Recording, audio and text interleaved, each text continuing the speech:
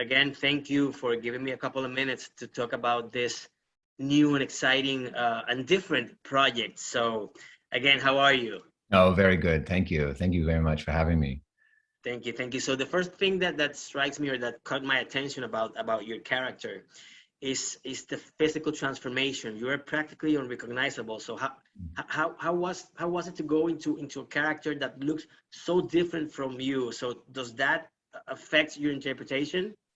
Yeah, absolutely. I think we spent a lot of time with the prosthetics design, the makeup, the costume, Trish Somerville, who really helped to form Tamacti Jun in the beginning.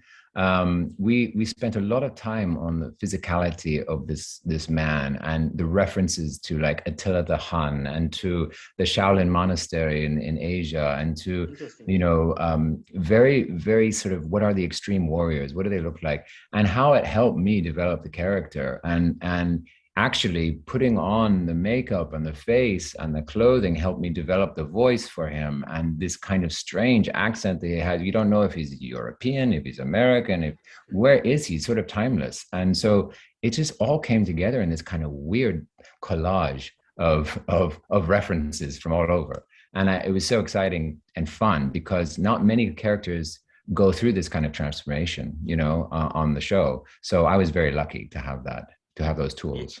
I agree 100% with you. Interesting. So Tamacti Jun is really creepy. It's like a scary character. How, Yeah. how do you approach a character? We talk about the physical aspect now, Uh, about the emotional aspect. How do you approach a character who has to project himself as a villain or as an antagonist, but at the same time he has this justifiable ideas or motivation? So he simply responds to a superior. How was it to go into the emotional aspect of the character?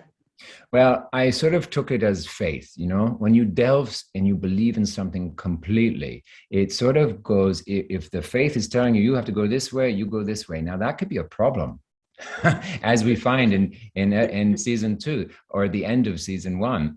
Yeah, His devotion got him in trouble. And yet it doesn't mean he's a bad guy.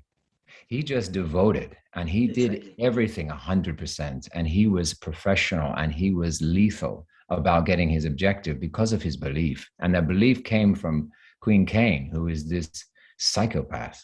And so once he realizes that, um, do we have the power within our belief to change ourselves? And to me, the faith, the belief in himself, it became that. It's like, okay, now I have to go inward, and can I change this? And will I change this, or will I just end my life?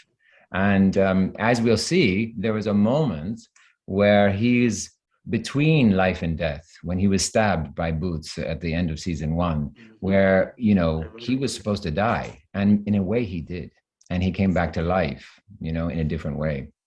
You couldn't explain it better. I agree 100% about his devotion Yeah. to his commanding leader. So this is a very different series and even complicated in presenting a future commanded by a blind community, or projecting that reality of living in a world in the world of the blind. So as actors, you have to change or adapt your body language or your movements to suit your surroundings. And I understand that in order to achieve that, what the producers and director wanted, you had to go through a boot camp. So what did you learn? Yeah. What did you learn in this boot camp, and how do you perceive or see the blind community now that you have to play one in this Yeah, series? well, it really opened my eyes. No, every pun intended, I guess, to Mhm. the a disadvantaged community where when we hear disadvantaged, we think less, or that Exactly. they have a problem, or there's something that we need to help them. And yes, there are certain legislative and certain other issues that we can do really much better at to help different disadvantaged communities. But really, they also contain a huge advantage. Is what I learned.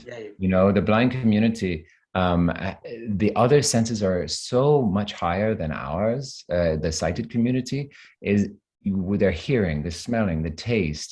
I asked Joe Strachey, the blind consultant on the show, and I said, if you could have your sight back, would you have it back? And he said, absolutely not. Oh wow. I have, my world is so visceral and so full and rich, I wouldn't trade it for the eyes, you know. And I that was my deep respect has really increased highly because of it. Excellent. Thank you. My time is up, and I'm looking forward to Ah, see what will happen thank with you. Tamacti Jun and Yeah. everyone in the show. Great show, great performance, and I admire your work. Thank you very much. And again, Gracias. stay Thank safe you. and healthy, wherever you Thank are. you. Gracias. Thank you, Sam.